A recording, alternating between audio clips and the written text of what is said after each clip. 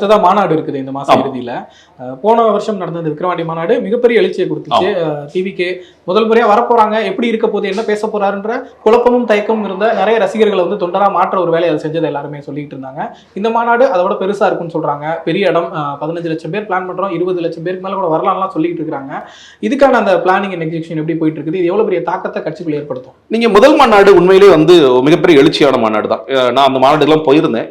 அங்க இருக்கிற காவல்துறையிட்ட கேட்கும் பொழுது கிட்டத்தட்ட ஒரு 8 லட்சம் பேர் வந்திருப்பாங்கன்னு சொல்லி சொன்னாங்க. பட் நான் சில பேர் பேசும்போது 10 லட்சம் தாண்டி இருக்கக்கூடிய வாய்ப்புகள் இருக்கு. ஏன்னா அந்த இடத்தோட கெப்பாசிட்டிங்கிறது வந்து ஒரு 2 லட்சம் தான். சேர்ஸ் போட்டது 75,000 1 லட்சத்துக்குள்ள தான் சேர்ஸே போட்டாங்க, சேர்ஸ் போடல.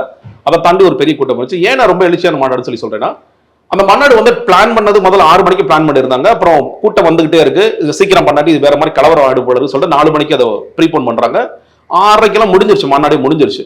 பட் அப்பயும் வந்து கூட்டம் வந்துட்டே இருக்காங்க. நான் கேட்டேன், எங்கடா போறீங்க நீங்களா அப்படின்னு கேட்கும் போது, இல்லனே அவர் பேசுற இடத்தையாவது நாங்க பார்த்துட்டு வரோம், மாநாட்டோட பந்தலாவது நாங்க பார்த்துட்டு வரோம்னு சொல்லிட்டு போனாங்க.